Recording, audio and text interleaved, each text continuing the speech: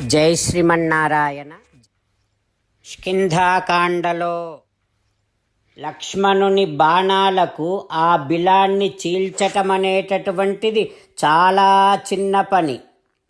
అంగదా, పూర్వము ఒకనాడు ఇంద్రుడు ఈ బిలము పైన వజ్రాయుధాన్ని ప్రయోగించి కొంత మాత్రమే ఈ బిలాన్ని చెదర్చగలిగాడు.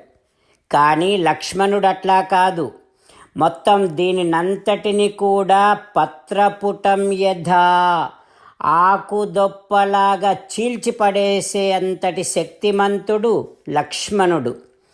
అట్లాంటి మహాశక్తివంతమైన బాణాలు లక్ష్మణుని దగ్గర బోలెడన్ని ఉన్నాయి. అంగదా, ఆ బాణాలు కొండలను కూడా చీల్చివేయగలవు. ఇంకొక మాట, ఈ వానరులు మొత్తం వారి వారి కుటుంబాలన్నింటినీ వదిలేసి తిండి లేక సుఖము లేక నీతో ఎంతకాలం ఉంటారనుకుంటున్నావంగదా? నువ్వు ఎప్పుడైతే ఇక ఈ బిలములోనే ఉందాం అని నిశ్చయించుకుంటావో వెంటనే ఈ వానరులందరూ నిన్ను వదిలేసి వెళ్ళిపోతారు. ఇక నువ్వు ఒక్కడివే అయిపోతావు.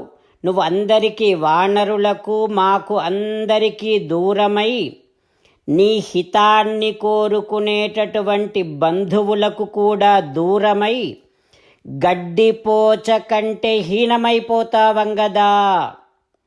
గడ్డిపోచ కదిలినా కూడా భయపడేటట్టుగా నీ బ్రతుకైపోతుంది. అంత హీనమైపోతావు. అంత ఘోరమైన పరిస్థితి, ప్రమాదం ఎదుర్కోవలసి వస్తుంది.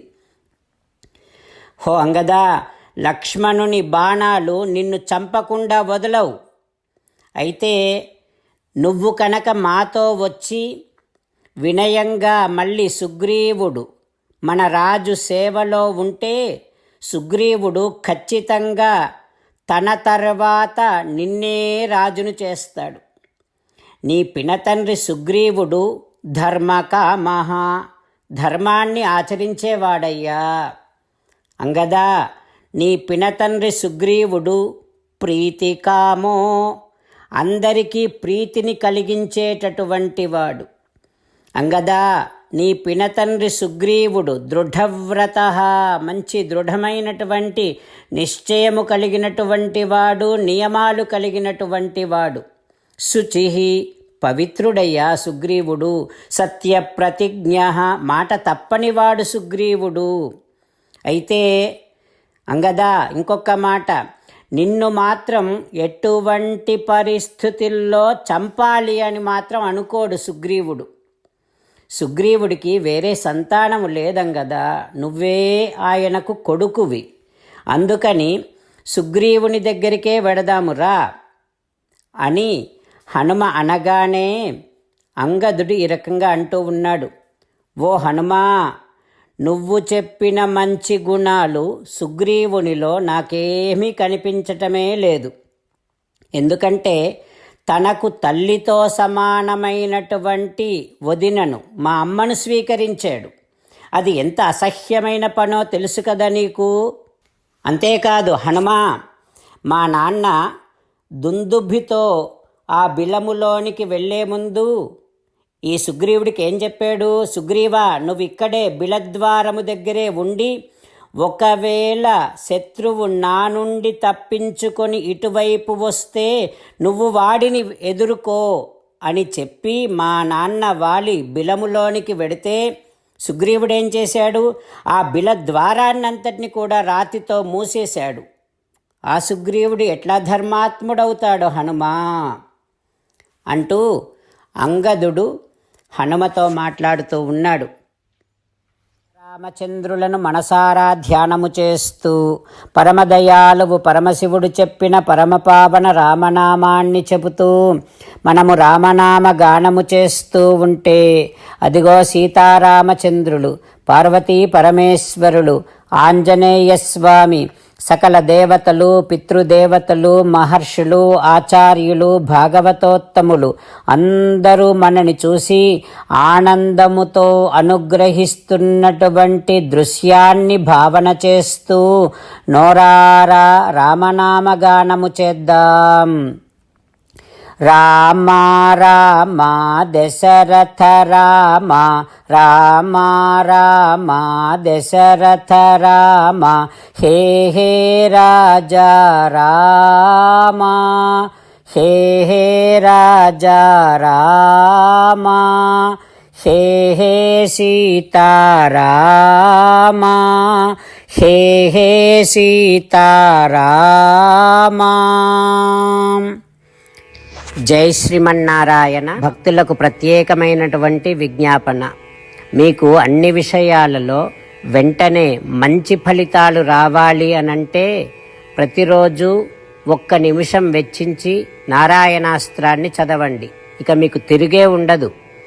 నారాయణాస్త్రాన్ని పొందడానికి మీరేం చేయాలంటే నారాయణాస్త్రం అనే వెబ్సైట్కి వెళ్ళి మీ పేరు మీ ఈమెయిల్ ఇస్తే మీ ఈమెయిల్కి నారాయణాస్త్రం PDF వస్తుంది. అందులో ఒక రామాయణ శ్లోకం, ఒక గీతా శ్లోకం, ఒక విష్ణునామం ఉంటాయి. ఆ మూడింటిని కలిపి నారాయణాస్త్రం అంటాం. ప్రతి ఒక్కరికి వేరువేరు శ్లోకాలను ఇస్తున్నాం. ఆ రకంగా ఎవరి శ్లోకాన్ని వారు ప్రతిరోజు తప్పనిసరిగా చదవటం వలన ప్రతిరోజు ప్రతి 24,000 భక్తులతో ఒకసారి సంపూర్ణ రామాయణ పారాయణ, 33 సార్లు శ్రీమద్ భగవద్గీత పారాయణ, 24 సార్లు శ్రీ విష్ణు సహస్రనామ స్తోత్ర పారాయణ జరుగుతుంది. ప్రతి ఒక్కరికి అంతటి విశేష ఫలితము ప్రతిరోజు లభిస్తుంది. అందుకని మీరు మీ కుటుంబ సభ్యులు అందరూ ఒక్కొక్కరు ఒక్కొక్క నారాయణాస్త్రాన్ని వెంటనే పొందండి. జై శ్రీమన్నారాయణ. శ్రీమద్ భగవద్గీత సారాంశముగా 18వ అధ్యాయములో 65 నుంచి 69 శ్లోకముల ద్వారా శ్రీకృష్ణ భగవానుడు మనందరినీ ఒక 8 పనులు చేయమని చెబుతూ పరమాత్మ ఈ రకంగా అంటూ ఉన్నాడు. ఎవరెవరైతే నేను చెప్పిన ఈ 8 పనులు చేస్తారో వారందరూ నాకు చాలా ఇష్టమైన వారవుతారు.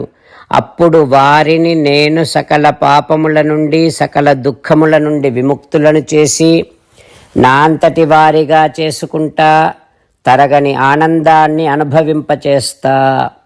నిజమే చెబుతున్నా, ప్రమాణము చేసి చెబుతున్నా అంటూ సాక్షాత్తుగా దేవదేవుడైన శ్రీమన్నారాయణుడైన శ్రీకృష్ణ భగవానుడే మనను ఈ 8 పనులు చేయమని చెబుతూ ఉన్నాడు కనుక, హో శ్రీమన్నారాయణ, కరిష్యే వచనం తవ, తప్పకుండా చేస్తా, నువ్వు చెప్పినట్టే చేస్తా అంటూ మనం ప్రతిరోజు దేవదేవుడైన శ్రీమన్నారాయణుడికి ఈ రకంగా మాట ఇద్దాం. హో శ్రీమన్నారాయణ, నువ్వు చెప్పినట్టే నేను నిన్నే సంతతము ధ్యానము చేస్తూ ఉంటా. హో శ్రీమన్నారాయణ, నువ్వు చెప్పినట్టే నేను నీ భక్తుడిగానే ఉంటా. హో శ్రీమన్నారాయణ, నువ్వు చెయ్యమన్నట్టే నేను నా విధులను కర్తవ్యాలను నీ సేవగా నీ తృప్తి కోసమనే సక్రమంగా నిర్వర్తిస్తూ ఉంటా. హో శ్రీమన్నారాయణ, నువ్వు చెప్పినట్టే నేను నీవాడిని అనే మహావిశ్వాసాన్ని సంతతము కలిగి ఉంటూ నా హృదయములో నీకే నమస్కరిస్తూ ఉంటా. హో శ్రీమన్నారాయణ, మామేకం శరణం వ్రజ, నన్నొక్కడిని మాత్రమే శరణు వేడుకో అని నువ్వే అన్నావు కనుక నేను నిన్ను ఒక్కడిని మాత్రమే శరణు వేడుకుంటా. హో శ్రీమన్నారాయణ, మా శుచః, ఇక దుఃఖించకు అని నువ్వే నాకు భరోసా ఇస్తూ ఉన్నావు కనుక నేను ఇక దుఃఖించను. హో శ్రీమన్నారాయణ, నువ్వు చెప్పినట్టే నువ్వు నా కోసమని చెప్పిన శ్రీమద్భగవద్గీతను ఎప్పుడో ఒక్కసారి కాకుండా ప్రతిరోజు కనీసం 1 శ్లోకాన్నైనా అనుసంధానము చేస్తూ గీతోపదేశాన్ని జ్ఞాపకం చేసుకుంటూ ఉంటా. హో శ్రీమన్నారాయణ, నువ్వు చెప్పినట్టే నువ్వందరి కోసమని చెప్పిన శ్రీమద్భగవద్గీతను తెలియని భక్తులందరికీ తెలియచేసే నా వంతు ప్రయత్నాన్ని నిరంతరము కొనసాగిస్తూనే ఉంటా. హో శ్రీమన్నారాయణ, నేను నువ్వు చెప్పినట్టే చేస్తా, నీకు నచ్చినట్టే ప్రవర్తిస్తా, నీకోసమే పని చేస్తూ ఉంటా. కరిష్యే వచనం తవ. సర్వం శ్రీకృష్ణార్పణమస్తు. జై శ్రీమన్నారాయణ.